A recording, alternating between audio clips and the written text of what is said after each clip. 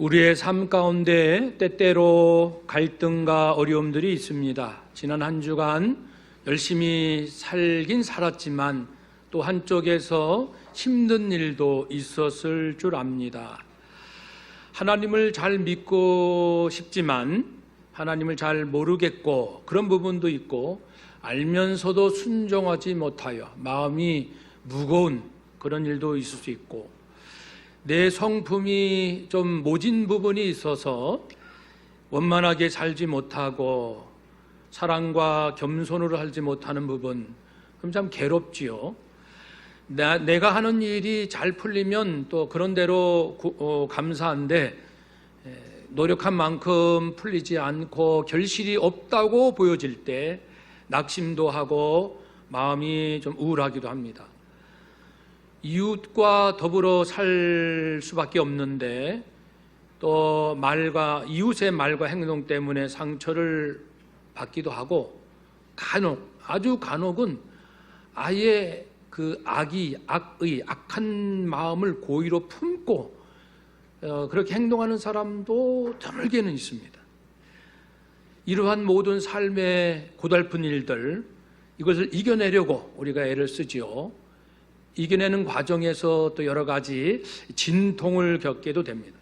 그러니 갈등과 어려움 자체를 힘들어할 필요는 없고 누구나 겪는 것이고 그걸 통해서 성장하는 것이니까 활짝 열린 마음으로 이번 기회에 내가 더 성장하리라, 그런 데에 초점을 두면 훨씬 마음이 좀 가뿐하겠지요.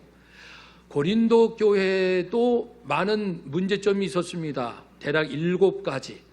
그 중에 한 가지가 교회 지도자 중에 어느 지도자가 더 훌륭한가, 내가 어느 지도자에게 배우는 것이 더 좋을 것인가, 그런 얘기들도 있었어요.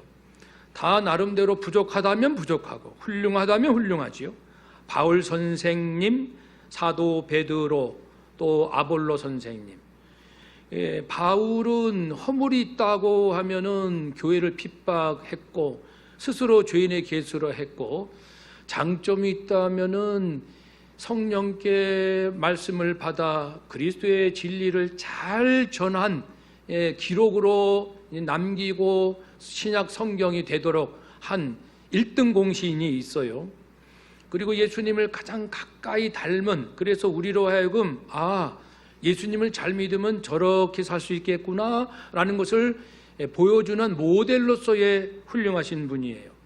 베드로의 그 단점은 예수님을 수제자임에도 불구하고 이제 부정했던 부분들, 성령에 감동받아 복음을 전하면서도 아직도 이방인은 마치 구원받지 못할 것 같이 그 구원을 이해하는 데 부족했던 그 한계가 있었거든요. 나중에 극복이 되지만 그런 연약한 부분. 그러나 베드로의 장점은 언제나 자기의 허물에 대해서 솔직하게 괴로워할 줄 알고 또 자기가 사랑하는 주님을 위해서 생명까지 바치고자 하는 진실된 열정, 이건 베드로의 훌륭한 점이잖아요. 아볼로 선생은 말씀을 참 깊이 사랑하고 잘 전하는 그러한 면들이 있었습니다. 특별히 허물이 성경에 기록되지는 않았지만 또 있지 않겠습니까? 누구에게나. 그러므로 우리가 어느 누구를 지나치게 우상시하거나 여기에서 모든 걸 얻을 수 있거나 그럴 필요는 없지요. 다 아볼로, 베드로, 바울에게서 배울 점을 배우고, 혹 배우지 말할 것이 있다면 배우지 말고, 그래서 교회 모든 지도자를 존경하고 또 이렇게 함께 어울려서 한 공동체를 이루면 좋지 않겠습니까? 근데 고린도 교회가 미숙하다 보니까 이제 나는 누구 파다. 왜 그런 얘기 하죠? 이쪽 파라고 해야 자기가 더 잘 믿는 것 같고, 그리고 교회 안에서 힘을 얻을 것 같은 인간적인 생각 때문에 그래요. 이 습관은 예수 그리스도 믿기 이전에 있었던 습관들입니다. 사람은 누구에게나 자기를 지키기 위하여 명예와 권력과 그리고 필요한 것들을 얻고자 하지 않습니까? 신앙생활 하면서도 그 습관이 남아있어서 이러한 그 교회 안에 분열된 모습이 있었죠. 바울 선생이 이 모습을 보고 마음 아파했습니다. 그럼 보통 사람 같으면 많은 사람들이 나를 지지해 주는구나, 다른 지도자보다. 그러면은 기분 좋을 것 같은데 바울은 아주 그런 부분에서는 냉철합니다. 진리가 아닌 것은 아무리 내게 이득이 되고 내가 인기가 올라가고, 진리가 아니라면 아무리 뭐가 좋다 그래도 no 할 줄 아는, 그건 아닙니다. 분명히 선을 그을 수 있는 그러한 정직함이 있는 거예요. 그것이 참 훌륭한 면이죠. 다윗 왕도 그랬잖아요. 다윗도 허물이 많았지만 사울과의 관계에서 하나님께서 정해놓은 그 선을 알기 때문에 인간적으로 자기의 인기에 영합하거나 아니면 자기 혈기를 부리거나 그 부분을 딱 지킵니다. 이건 아니죠 라고. 쉽지는 않지만 그런 부분들을 우리가 배워야 합니다. 얼마나 어렵습니까? 그러나 얼마나 중요합니까? 그런 성도들이 많으면 교회는 건강해지고, 있긴 있는데 몇 사람 안 되면은 나머지 성도들 때문에 막 교회가 우왕좌왕하게 되겠죠. 가정도 마찬가지. 가족들은 원래 몇 사람 안 되기 때문에 그중에 한 사람만이라도 이 다윗이나 바울처럼 딱 그러한 이 정직한 믿음을 갖게 되면은 가정은 이렇게 바로 잡히겠죠. 그런데 그런 마음이 없으면 아내보다 남편보다 내가 더 자녀에게 인기 있기를 원하고, 나를 따라주기 원하고, 내게 뭔가 더 풍성하기 원하는 이러한 마음들이 가정 안에서도 가능하지 않습니까? 형제 친척 간에도 가능하지 않습니까? 친구들 사이에도 그렇습니다. 이것을 우리는 깨끗하고 맑은 마음으로 취할 것은 취하고 아닌 것은 아니라고 말할 수 있는 그러한 지혜가 있기를 지금 바울이 고린도 교인들에게 말씀을 전하고 있습니다. 그래서 29절 보면요, 그 29절, 여러분 하나님 앞에서 자랑할 사람은 아무도 없습니다. 30절, 여러분이 하나님으로부터 났잖아요. 여러분이 누구냐라는 얘기를 우리가 부득이 내가 뭐 남녀노소, 뭐 고향은 어디고, 직업은 무엇이고, MBTI 성격은 어떠하며, 꿈은 무엇이고, 이런 얘기를 할 수는 있지만 그것은 이제 기본적으로 살면서 하는 얘기지만, 우리 교회 안에 와서 기본적으로 성도는 내가 누구인가라는 부분에서 하나님께서 나를 택하셨다는 겁니다. 나를 부르셨다. 사람은요, 누구나 하나님 앞에 죄인이기 때문에 자기의 죄값으로 멸망당하는 것은 이미 정해진 바입니다. 그 중에서 하나님의 의지로 누군가를 구원하시겠다는 것은 하나님의 자유입니다. 하나님의 주권입니다. 하나님이 하실 일입니다. 그러니까 왜 나는 구원하지 않습니까? 라는 얘기는 어불성설이요, 모순이죠. 모두가 진노 아래 있는데 그 중에 하나님께서 누구를 택하시는 것은 그분의 자유거든요. 포도원 농부의 비유에 있는 것처럼 이제 일꾼을 구하는데 새벽에 구한 자에게도 오늘 일당 줄게, 아침 9시에 데려온 일꾼에게도 일당 준다고 했고, 오후 5시에 온 사람은 1시간밖에 일을 못하지만 은혜와 자비를 베풀어서 일당을 줍니다. 그럼 새벽에 온 사람이 나는 8시간 일했습니다. 불공평합니다. 9시간 일했습니다. 불공평합니다.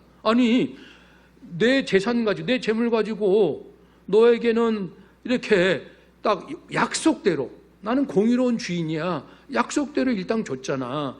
그리고 1시간밖에 일하지 않은 사람, 그 사람 그 1시간 시급만 주랴? 그래야 네 속이 편하겠니? 이 사람도 한 집안의 가장이고 기다리고 있는 아내와 자식이 있는데 뭘 먹고 사느냐? 내가 은혜와 자비를 베풀어서 이에게 일당을 주는 것, 왜 나를 비난하지? 모두가 죄인이고 죄값에 멸망당한 것은 정한 이치인데 하나님의 은혜로 누군가를 구원하신다 하면 하나님의 자유지요. 그것을 어떻게 비난할 수 있겠습니까? 성도가 구원받은 것은 하나님의 선택과 부르심에 따라 된 것이요 하나님의 생명책에 기록된 것이다 말씀했습니다. 우리는 하늘의 시민권을 얻은 사람입니다. 하늘의 시민, 천국 시민이죠. 한번 더 합시다. 나는 천국 시민입니다. 천국 시민은 영원히 사는 시민이에요. 이 천국 시민이 된 것이 혈육, 육정, 욕망으로 된 것이 아니잖아요. 가문, 나라, 민족, 인종, 꿈, 비전, 열정, 전문직, 직업 이런 것으로 된 건 아니잖아요. 오직 주의 은혜로 구원받은 이 사실을 기억하라고 말씀합니다. 그러므로 우리가 어디서 누구와 무엇을 어떤 일을 한다 할지라도 잊지 말 것은 나는 천국 시민이다. 나는 주의 은혜로 구원받은 자이다. 나는 진리 안에 사는 자이다. 그래서 예수님께서도 내 안에 거하라. 나를 떠나서는 너희가 아무 일도 할 수 없다. 진짜 소중한 일은 예수 안에서 가능합니다. 하나님께 정말 영원히 인정받을 수 있는 일은 주님 안에서 할 때만 가능합니다. 믿노라 하면서도 주님 바깥에서 생각하고 주님 떠나 생각하고 계획하고 일하고 열심히 내고 주님 떠나서 실력을 기르고 주님 떠나서 이것도 하고 저것도 하고, 그러나 그런 것은 주님 떠났기 때문에 아무런 하나님께서 인정하실 만한 열매는 없다. 그래서 하나님께서는 구약 백성에게도 하나님의 법을 지키라. 마음대로 살면 안 돼요. 우리들은, 세상들은 마음대로 살라고 하죠. 네 마음대로 살아라. 우리는 그렇지 않아요. 우리는 영원히 죽을 수밖에 없던 주님의 부르심을 받아 영생을 얻은 자, 주님은 우리의 주인이시기 때문에 주님의 말씀이 가장 중요합니다. 그러므로 여호수아야, 하나님께서 모세에게 명한 율법이 있지 않니? 너는 그걸 다 지키고 좌로나 우로나 치우치지 말라. 하나님의 말씀이면 말씀이었지, 기분 따라 왔다 갔다 안 되지. 다른 사람이 어디로 가느냐 그에 따라 그것도 안 되지. 짧고 불완전한 양심, 이성, 경험을 의지한다고 그것도 안 되지. 주변의 환경이 잘 풀려지면 하고 안 풀리면 안 하고 그것도 아니지. 오직 모든 환경, 사람, 지식, 경험을 떠나서 하나님의 생명의 말씀에 잘 순종하면, 그렇죠? 어디로 가든지 형통할 것이다. 하나님께서 책임져 주신다. 이 형통의 비결은 말씀의 순종에 있죠. 그러므로 누구든지 그리스도 안에 있으면 새로운 피조물이라. 이전 것은 다 지나갔어요. 옛날 방식으로 살면 안 됩니다. 우리는 고민도 주님 안에서 보라 새 것이 되었도다. 날마다 새로운 삶을 사는 거죠. 그러니까 우리는 나이도 초월하는 거예요. 30이면 어떻고 50이면 어떻고 내 나이가 지금 90이면 어떻습니까? 중요한 것은 예수님 안에서, 말씀 안에서 날마다 새로워지는 걸요. 더 놀라운 하나님의 사랑 깨닫고 무릎을 딱 치고, 이야 정말 저는 태양만 보면은 아니 누가 태양을 오라 가라 할 수 있나요? 태양을 막을 수 있나요? 태양을 조작할 수 있나요? 그러니 태양 앞에 꼼짝 못하는 우리 지구에 사는 인생들, 여기서 아무리 자랑하고 큰 소리 쳐봐도 태양을 어떻게 할 수 없잖아요. 하나님 손에 담겨있는 태양과 달을 보기만 해도 하나님이 어떤 분이신가 그렇게 깨달을 수 있거든요. 매일같이 더 새로운 은혜와 감동을 받아 살 수가 있습니다. 늘 보는 나무도 밋밋하게 보다가 어느 날에는 크게 감동하여 깨닫게 되고요. 그래서 하나하나 내 심령 속에 무수히 펼쳐져 있는 저 우주로부터 기어가는 개미를 보면서도 크게 감동하는 사람이 있는가 하면은 그냥 꾹 밟고 지나가는 사람도 있을 거예요. 아니 누가 인생을 그렇게 살라고 합니까? 잠언에서도 개미를 보고 크게 깨달으라 말씀하지 않습니까? 개미를 보면서 인생의 번뜩이는 통찰을 얻을 수 있지 않아요? 그러니 아니 우리가 매일같이 그렇게 수도 없이 보고 수도 없이 듣고 수도 없이 일하고 생각하고 말하는데 어떻게 심령이 그리스도와 같이 그렇게 되지 않습니까? 그러므로 이제 우리는 지혜로운 자가 되어야 돼요. 하나님으로부터 나와서 하나님 백성은 그렇게 살 수 있는 거예요. 그리스도 안에 있기 때문에. 그리스도 안에 있으면 그리스도께서 주신 걸 받을 수 있는데, 예수님은 하나님으로부터 나와서 우리에게 지혜, 의로움, 거룩함, 구원함을 주신다고 했습니다. 원어로 하면 지혜, 즉 이렇게 되는 거예요. 예수님은 우리에게 지혜를 주신다. 즉 한번 따라 합시다. 의로움과 거룩함과 구원함을 주십니다.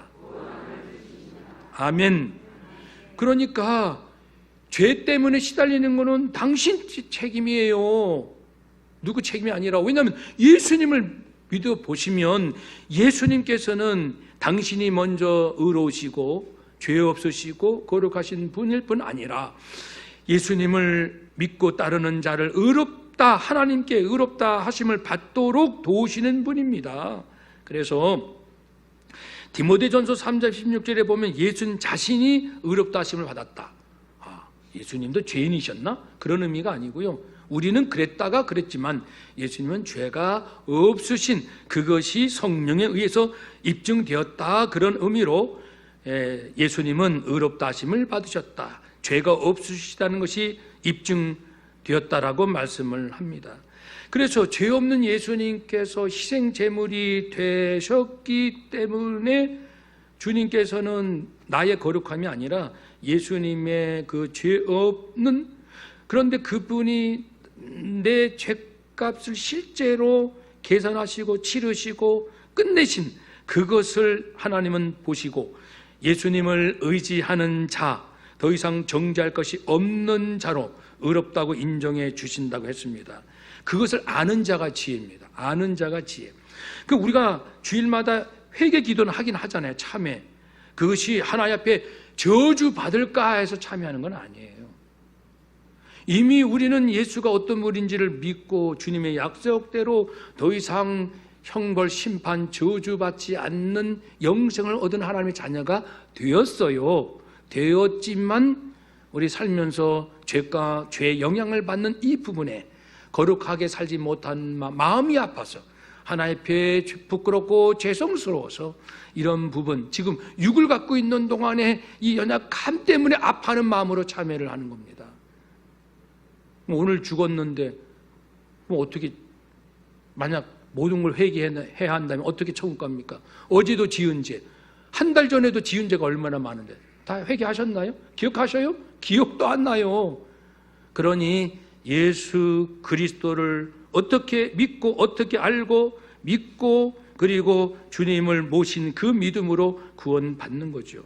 그래서 예수님의 지혜는 이렇게 하면 의롭다함을 받는단다. 그것을 알게 하시는 것이 주님의 지혜. 두 번째 지혜는 그것과 이제 연결선언해서 거룩한 자다. 예수님의 지혜란 네가 거룩한 자야. 저는요 죄성이 아직도 있어요. 죄성이 있고 없고 그래서 거룩하다는 게 아니고 예수 그리스도를 믿음으로 하나님으로부터 더 이상 저주받는 자가 아니기 때문에, 하나님의 자녀가 되었기 때문에, 하나님의 영원한 보호 아래 있기 때문에, 장차 네가 부활할 것도 보증되었기 때문에, 그래서 네가 세상 사람들, 예수 믿지 않는 사람들과 구별되었다. 그런 의미에서 네가 거룩한 자다라고 말한다. 그렇게 말씀하는 거예요. 그래서 예수님의 지혜를 받은 자는 제가 행실로 거룩한 자가 아니고 의롭다함을 받았기에 거룩한 자임을 믿습니다. 나는 거룩한 자입니다. 하나님께서 그렇게 인정해 주셨습니다. 또한 이제 세 번째는 구원을 받은 자다. 여기서 구원은 여긴 개역 개정판이잖아요. 옛날 개역판의 번역이 더 적합합니다. 구속함, 죄값을 치렀다는 뜻입니다. 그러므로 이 예수님의 지혜는 예수님께서 나의 죄값을 치르셨다. 이 세 번째 거가 먼저예요. 치르셨다. 이걸 아는 게 지혜. 그래서 그 첫 번째 거, 하나님께 의롭다함을 받았다. 이걸 아는 게 지혜로운 자예요. 그래서 그 다음 거룩한 자, 구별된 자가 되었다. 이걸 아는 것이 지혜로운 자. 그러니까 이 세상에 수많은 지식이 있지만 다 몰라도 돼요. 이건 놓쳐서는 안 되죠. 어떻게 구원받았는가? 내가 과연 하나님의 자녀인가? 내가 하나님 앞에 거룩한 자라 인정함을 받았는가? 그것을 아는 것, 아는 자가 이제 지혜로운 자라고 말합니다. 우리는 하나님의 지혜를 받은 자, 하나님은 우리를 그렇게 보시는 거예요. 너는 예수 피값으로 네 죄값이 사함을 받은 자야. 얘야, 너는 그래서 내가 의롭다라고 인정함을 내가 인정한 것을 받은 자야. 얘야, 그래서 너는 믿지 않는 자와 구별된 거룩한 자야. 내 눈에는 그렇게 보여. 내가 그렇게 인정하마. 내가 너를 그렇게 부르마. 내가 너를 보증한다. 하나님은 우리를 그렇게 보시는 거예요. 그러니까 지혜로운 자는 하나님께서 나를 보시는 그대로 나를 보고 나를 이해하고 나를 믿고 나의 새롭게 된 그 부분에 기뻐하는 자입니다. 그렇게 사십니까? 오늘 집에 가셔서 우리 아들, 딸, 이제 오늘 교회 오지 않는 제 부모, 자녀, 아내, 남편에게 물어보세요. 당신은 오늘 죽으면 하나님 앞으로 갈 수 있다고 생각합니까? 아들아, 딸아, 손자, 손녀야, 너 오늘 죽으면 네가 하나님 앞에 갈 수 있다. 하나님의 자녀이기 때문에 이제 영생을 누린다는 것을 아니? 오늘 죽어도 주의 품에 낙원의 천국에 이른다는 것을, 이룰 것을 아니? 믿니? 확신하니? 꼭 오늘 집에 가셔서 물어보세요. 그런데 자신이 없다, 자신 있게 말을 안 하는 거예요. 그러면 뭔가 그 영생을 얻을 믿음이 있는데 몰랐기 때문에 답을 못 하든지, 아니면 그럴 믿음도 없고 알지도 못하기 때문에 답을 못 하는 건지, 뭔가 이유가 분명히 있거든요. 우리 서로 인사합시다. 집에 가서 물어봅시다. 다시 한번요, 꼭 물어봅시다. 야, 너 숙제했니? 너 어디 거기 갔다 왔어? 하라는 거 했어? 한다고 했잖아. 그런 것도 있고 물어봐야 되지만, 오늘 이 질문을 꼭 물어보셔서 그 좀 쑥스럽게 오늘 죽을 수도 있는데요. 솔직히 이걸 쑥스럽다 하면 되겠습니까? 용기 있게. 근데 아까 다윗과 바울이 하나님께 그렇게 칭찬받고 인정받는 건 정직하기 때문에 그래요. 정직하기 때문에 우리 아들이 선교사라도 물어보세요. 우리 아들이 목사다. 그래도 물어보세요. 아들아, 저 미안하지만 우리 목사님 물어보래서 물어보는데, 아들아, 네가 목사인 건 아는데 이렇게 하면 너 정말 오늘 주님 품에 가고 영생 얻고 하나님 품에 간다는 것을 목사야 정말 확신하니? 정말 믿을 수 있니? 좀 쑥스럽지만 꼭 물어보십시오. 왜냐하면 그렇게 물어볼 때 목사한테는 아무도 안 물어보거든요. 엄마가 물어보세요. 아이고, 좀 찔릴 거 아닙니까? 아유, 이게 내 나 솔직히 자신이 없었는데 찔리게라도 해야지 정신 차리고 믿음을 새롭게 하지 않겠습니까? 꼭 물어보시고요. 그래서 바울이 이 질문하는 거예요. 누구는 바울파, 베드로파, 아볼로파. 여러분, 우리 솔직히 봅시다. 우리가 지금 누구냐고요? 우리가 하나님께 부름받아 택함받아 구원받았고 예수 진리 받아서 구속함을 받았고 의롭다함을 받았고 거룩한 자, 구별된 자가 되었다라는 확신이 있습니까? 확신이 있습니까? 우리가 있다면 이걸 자랑해야 되는 거 아니에요? 뭘 자랑합니까? 이것으로 만족이 되는 게 아닙니까? 뭘 새삼 더 만족하려고, 무슨 권력을 잡으려고, 무슨 인기를 얻으려고, 무슨 명예를 얻으려고, 왜 이렇게들 싸우세요? 왜 이렇게 서로 높아지려고 하세요? 왜 이렇게 시기 질투하세요? 왜 인생을 낭비하세요? 이제 우리 분명히 합시다. 31절 우리 함께 31절을 읽읍시다. 기록된 바 자랑하는 자는 주 안에서 자랑하라 함과 같게 하려 함이라. 아멘. 원래 이 말씀은 예레미야 9장에 있는 말씀이에요. 하나님께서 말씀하셨죠. 지혜로운 자는 그 지혜를 자랑하지 말라. 용사는 용맹을 자랑하지 말라. 부자요 부하다는 것을 자랑하지 마라. 정말 자랑하고 싶은가? 이것을 자랑하라. 곧 하나님을 아는 것을 자랑하라. 하나님은 어떤 분? 인애로우신 분, 공평하신 분, 정직하신 분, 정직을 땅에 행하신 분. 하나님은 공의롭고 은혜와 자비를 베푸시는 분. 하나님을 정확히 아는 것을 자랑하시오. 자랑하고 싶은 것이 있으면 하나님을 정확히 아는 것, 정확히 안다는 것은 내가 그 길로 간다는 게 포함되니까요.